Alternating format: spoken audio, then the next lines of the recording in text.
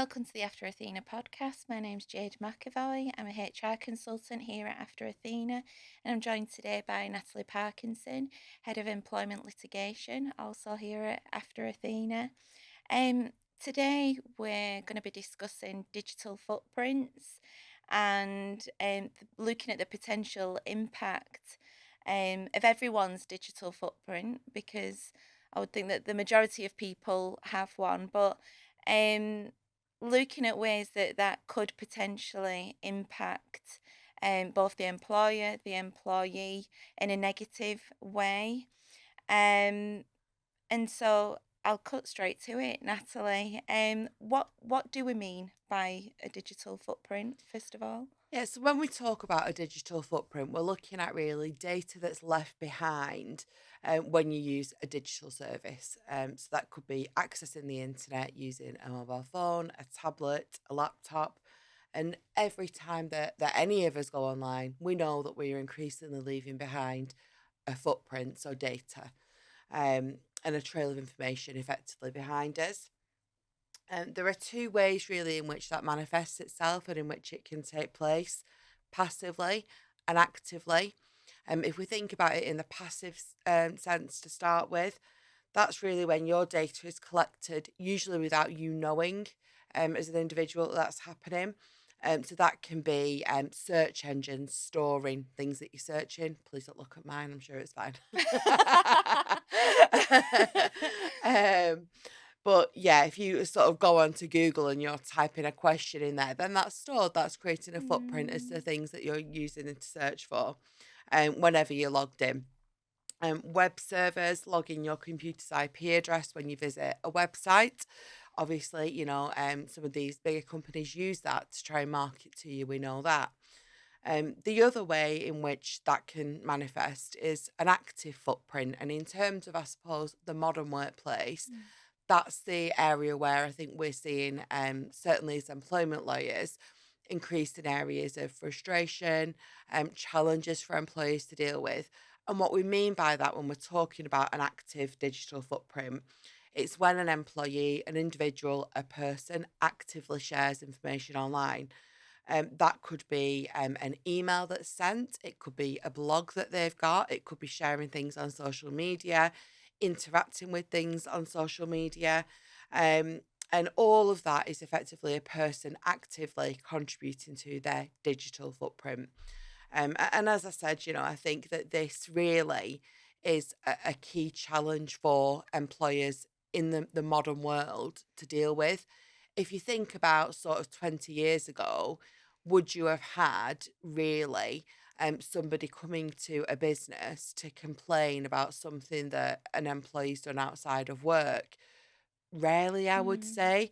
I think when I try and think about examples of where this might have happened, um, things like where a van or a lorry driver might have had on the back, tell us about how our driving is, and they've had a phone number to ring in, perhaps.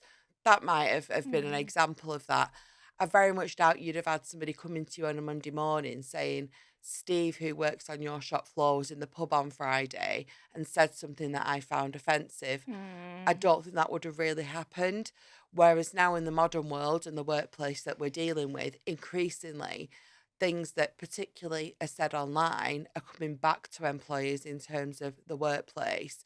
And that is a challenge for employers to have to manage. So if we think about sort of online activities and things that an employee or a worker might do that can impact upon the workplace. What sort of things might be happening? Well, emails that are sent, social media is the big one. And obviously, we know about that.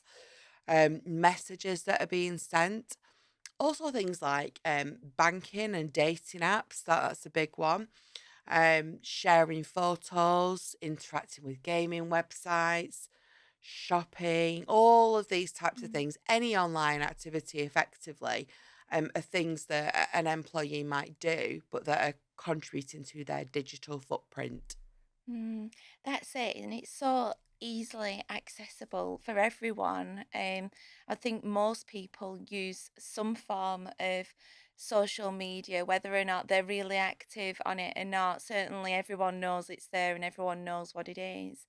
But when it is so easy to access, even just liking something could potentially have an impact. You know, if you've got an employee that's liking material that's quite controversial online, that could potentially have an impact. But also where there's such a drive now for social media, and ultimately it's free to use, isn't it? Most of it, and you've got um and I appreciate there may be generational differences here, but when we're thinking about people just posting pictures and checking into places, that could have an impact as well. And there are all sorts of issues that could potentially spiral on the back of that. So even just posting an innocent picture of, I don't know, it's somebody's birthday and they've brought cake into the office. Somebody takes a picture of it. You're in the office. There's perhaps sensitive information in the background they've not realised. That could be an issue for obvious reasons. So there's so much to go at with this, isn't there?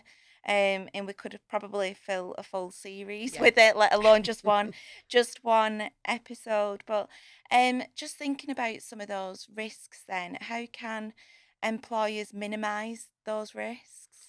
I think you're absolutely right. Risks, and the digital footprint, it's massive, and it's not just centered to employees. It's a risk for a business. It's one of the biggest risks for a business now, with sort of digital footprint and sort of digital um, issues that might arise.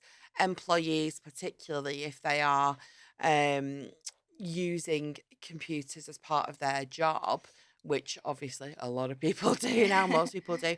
Um, Cybersecurity, are we sure that our employees understand what our expectations are of them in terms of protecting their data or data of the business? Are we exposing ourselves as a business or as an individual to risk in that area? Um, Information shared by anybody can be used by a hacker. Um, to use in a dangerous way. So that's something that we need to be making sure that our employees fully understand. And obviously, IT protection is one thing, but do our employees fully understand, and are they trained to understand what our expectations are of them, in terms of building in adequate protection? We've all heard in the press these big stories about data hacks at big companies. You would think that, protection would be there for those bigger corporations, but often, there are weak spots that can be exploited. So it's about, I suppose, making sure that from an employer-employee relationship that there's an understanding there as to what we're asking our employees to do, and why. Why are we Mm, asking them to do that? So certainly that's something to be aware of.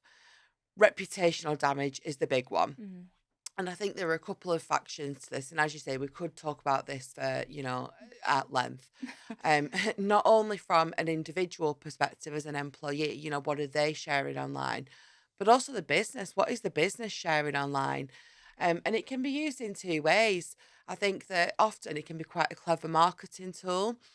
If you think about, for example, the rivalry between the supermarkets, so we have Aldi, we have Marks and Spencer, all of those sort of supermarkets use some of this to their benefit sometimes, to sort of spin, sort of rivalries between them. mm, There was a big thing about the Caterpillar cake, wasn't there? mm, And that was used by the Aldi marketing team to really put a spin on this. mm, They were obviously using their social media channels, and do use their social media channels to express this message that actually I think reputationally has gone quite well for them.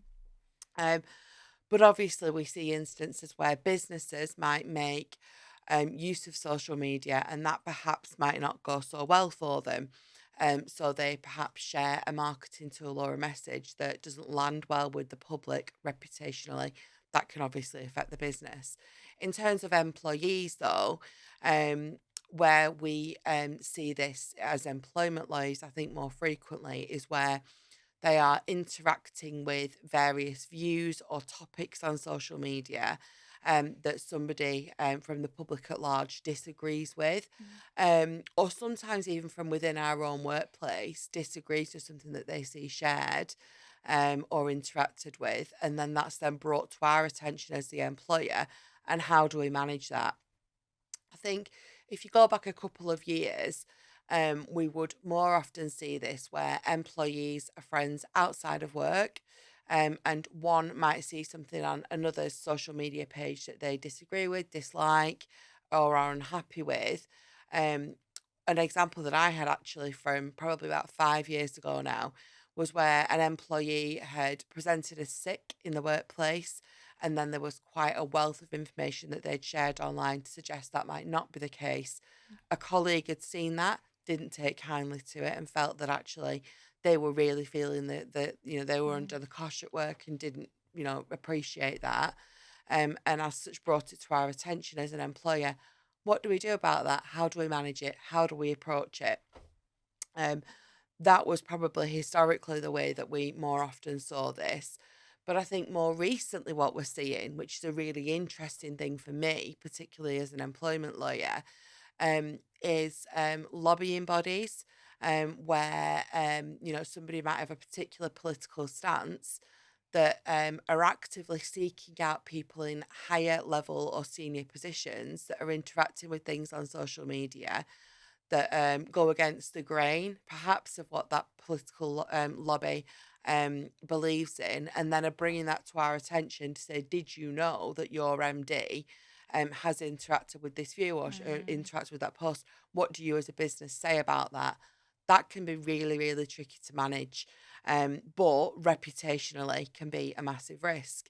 Um, the other sort of prime example of this is where an employee does something outside of work, unrelated perhaps to their job and the role that they've got with us, but that then, goes viral. So one sort of recent example, I suppose, of this was the Coldplay concert where there was the couple that were on camera and there was all sorts of press around that, and that was then brought into the workplace. How does that employer manage that? How does that business Yeah. manage that? And the reputational impact upon them. Um, so there's all sorts of areas, I think, where this digital footprint can come back and be an issue for an employer to deal with. Um, not only sort of are we talking about reputational damage, cybersecurity, there are things like physical safety and stalking. I think people are pretty hot on this with the children. So you'll see parents, for example, blocking out names of where their kids go to school on Mm. school clothing if they're sharing photos online. I think people are pretty switched on to that now, and they'll maybe take steps to try and protect that. But we have seen sort of employees um, have had clients, perhaps of businesses, try and track down employees and use that as a way to sort of gain access to individuals. And I think it's about understanding that everything that you share online is then tied back to you as an individual. You mentioned before sort of privacy and Mm. surveillance. As you say, something that perhaps is innocently shared, a picture, an image of the workplace. Is there something in the background that the business as a whole wouldn't want to be shared? And what Mm. do we then do about that? How do we manage that as an instance in the workplace?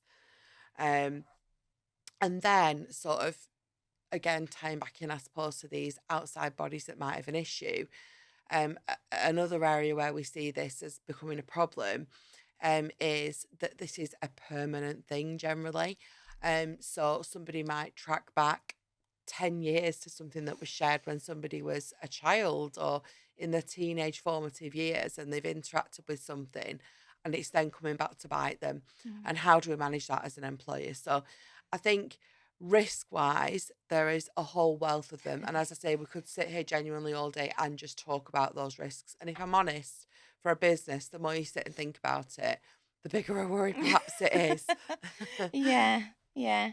And that's it. And I think the unfortunate thing is that once it's out there, even if you delete it, you can't really ever delete it because if somebody's already seen it, it's very quick to take a snapshot, isn't it? A screenshot. Nowadays, most people have smartphones. It's there, it's already been said. The damage has arguably already been done. You used to see it on Twitter, or now it's known as X, where people used to write, all views are my own. to sort of caveat some of Yeah, and that. distance. Yeah. Yeah. Um, but arguably, if those views are your own in your working for a business, particularly if you're quite senior in that business, that doesn't completely take away the risk, because if you've got somebody in that business and that is your view, do you really want to be tied to somebody with that view if it's so controversial? So left field. So whilst yes, people can delete things, it never really removes it. Mm. Um, and again, I think it's just making sure that employees understand why we're coming at it from that angle. Yeah. People do things so innocently. Social media is part of the norm now in terms of how we communicate, and even things like WhatsApp. I know the amount of times I get past cases where WhatsApp messages or WhatsApp reactions are being passed to me to consider as evidence and maybe a conduct matter. And it is used in evidence, but Mhm. people in the moment, I think, because it is such a natural way of the way that we do communicate with people now. And there's a standing joke, isn't there, that millennials in particular don't like picking up the phone. They'll Yeah. send a text.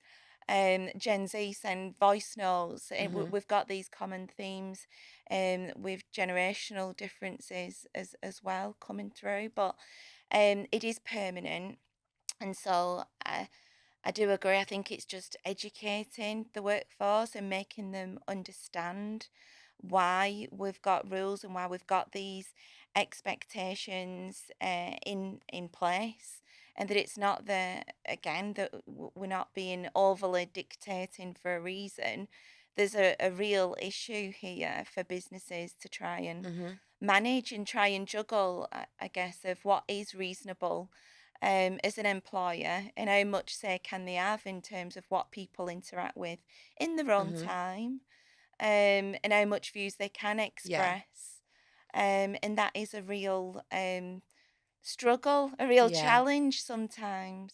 And it's about dissecting that. So I think, particularly in terms of where we're looking at interaction with political views that might be out there, where things might be controversial. Mm, If we balance that with where might we get to, well, if we've got somebody that is in a senior role that's interacted in some way with um, a political view that somebody else has disagreed with and brought to our attention, we've got to really carefully look at that, because ultimately that person is our employee.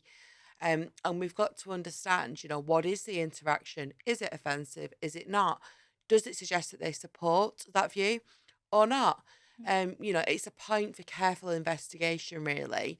I think often employers might sort of jump and think, oh, we don't want to be tied to that. We've got to act quickly here and take a real firm stance with it. But actually, we need to understand, what was that employee's thought process?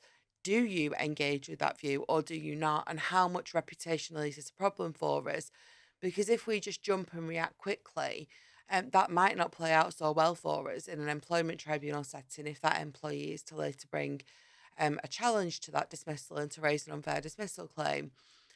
Just because somebody has, for example, liked or interacted with a post, that doesn't necessarily mean that they are in support of that view. And we need to really sort of take a step back sometimes and try and understand what really is meant by that. Um, because I think it would be remiss of us just to almost make assumptions because somebody's pushing us to do that. If somebody's got an agenda that they are looking to advance by coming to us by saying, "Did you know that your senior employee has done X, Y, or Z?" There is obviously an agenda there. So, what are we doing about that? Can we really get to the bottom of that? Can we understand exactly what it is? And actually, can we even prove that it's our employee that has done some mm, of these things? Um, the other area I think where this can sort of become apparent is where somebody is caught up, for example, in, I don't know, like a football incident, and they're captured on camera and they're then in the press doing something. That's obviously an entirely unrelated to work hobby mm, pastime. But if what they've said or done is, for example, racist, Mm. or they've done something that's really offensive, and that's then sort of been reported on in either the press or has gone viral, and then in that article it says Joe blogs of Smith and Co, and that ties that person to your workplace, we might have to do something about that. Mm. So, it's not a straightforward issue and it is a big risk for employers to manage. And I think in terms of, what that might lead to for an employer and how they deal with that, it can come to us at, any stage, I suppose, and it can be a risk for all of the reasons that we've talked about. So employees need to understand we're not being the fun police here. We're not saying that, you can't have a social media page. We're not saying that you can't have an Instagram account, but just be mindful of what that might do and how you might be leaving yourself perhaps open Mm. to risk, but also depending on what the nature of the business is, to exploitation. If somebody, for example, was working for the police, there may be an issue there in terms of any social media page that they've got, because if they can easily be tracked down by somebody with a nefarious objective, are they leaving themselves open to exploitation, and how can that be used against them? So, it's really not a straightforward issue, and I think the key is sort of making employees aware that we're not sort of sitting here dictating as to how they should live their lives, Mm. but it's about understanding what the World Wide Web, the Yeah. internet, um, can mean for your job. Yeah, and that's it. And we've touched a lot there on how we manage such incidents as and when they arise. But I guess on the flip side of that, it starts before that, doesn't it? It starts at the onboarding stage because Yeah, realistically, how much are HR teams, employers looking at someone's digital footprint? Um, when recruiting yeah, new people. And I guess it's being used more and more in that scenario yeah, as well because it's all there. It's all um, readily available, isn't it? You yeah, can look anyone up yeah, really and find anything out yeah. about them. It's an easy tool to access, Mm. and people perhaps don't always real. Appreciate that. Yeah, Yeah. yeah. Yeah, I learned recently as part of a tribunal claim that I was involved in, that there are websites that you can use to look back at old versions of social media accounts. So you might think something's gone, but actually it's still there. Mm, And that's quite terrifying. it is. Yeah, it is quite terrifying. Um, as a tribunal lawyer, I will use the internet Mm, and social media sites to try and, where relevant, we might need evidence as part of a tribunal case. We might need to use that to try and sort of demonstrate a particular point.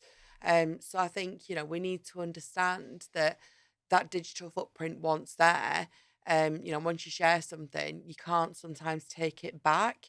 So I think you're absolutely right. It does start at onboarding stage, but there is a limit to that. We can't know everything about every person. And there's always going to be examples of things that we just don't know about until it's brought to our attention. And it's then how do we manage that? mm, I've had a few examples of clients come to me with employees where there's been some sort of sting set up. So if you think about sort of child pornography and right. that area, we've had people that have been stopped because there's been sort of an interaction that's then been taken to the police. And did you know that your employee is doing this? We're never going to Mm, have known that. That's not, something that we could have mm, predicted or preempted. But it's about how do we deal with these things when they're brought to our attention? How do we manage that in the right way, mm, balancing the interests of everybody? And also, obviously, with that eye on protecting the business, because, yeah.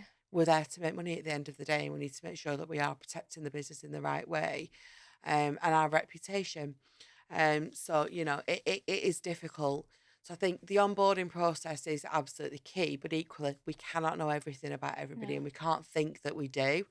But what we can do is think about proactively what steps can we take as an employer to try and protect our business. So We talked about the contract and making sure that we've got things built in there to give us a level of protection. The other thing, though, I think that's absolutely key is what are our policies? Do we have a Mm, social media policy? That's the mm, biggie. Have we got that? Our security policies, data protection. We need to make sure that all of those things are, sort of tip top in good shape if and when we need to rely and fall back upon them. Disciplinary policies, are mm, they in place? Are we sure that they're up to date? Do we know what we would do in that scenario if somebody was to come to us and we needed to manage it? Are we clear on how to deal with that? Um, but I think the other side of this is so fast moving and fast paced that these need to be regularly reviewed and mm, refreshed. You talked about sort of Twitter, yeah, Twitter, now known as X. Then we've got Instagram. If you go back sort of 10 years, some of these sites might not have even been in the mention yeah. of the list of sites that we would talk about. And that's changing all the time. Snapchat, that wasn't Yeah, something that might have been brought into these that list of sites that's now it. is. TikTok, there's Mm, so many different yeah. areas where people can interact with these things online. I think the big one at the minute is the rise of selling sites. People are Mm, using social media sites to sell things. Vinted is mm. one, probably less risk maybe. Um, but there's other sites where people are Depending on what they're selling. depends on what they're selling, yeah, maybe. Um, but there's all sorts of different I suppose websites where people are using their time outside of work that can Mm, obviously reflect an impact upon the workplace and where it might be brought to us as a problem. So policies again, absolutely key, but also training, mm, making sure that we're speaking to our employees from day one to explain things that they can do to protect themselves, and not only from a protecting the business perspective, but also thinking about well-being. Does an employee really understand what the things that they are sharing tells the world at large about them? Some of the really great examples I've seen of this are where we've brought in an IT specialist and you could give them a case study of a person and say, find out what you can about that person within 10 minutes. It can be quite scary. mhm. They can tell you your home address, they can tell you, depending Gosh. on what you're sharing. And that's when Yeah, I think sometimes you can really hit home with some of this stuff yeah. um, to understand you just sharing a photo, for example, the wealth of information that can be mined from that in a very short space of time. And it's about, making sure that the expectations that underlie that are clear and that employees understand why we're saying these things. So again, it's not because we want to be the fun police. It's Mm, about making sure that they understand the risks that they themselves are exposing themselves to, in addition to the business at large as well. yeah, yeah, thank you. I've seen in the news recently, actually, that under 16s are going to be banned from using things like Instagram, those sorts of platforms. So you hope that with that, there will be more education, Yeah, starting in schools, really, yeah. about how something seemingly innocent being Mhm. posted online, people will understand more the repercussions Yeah.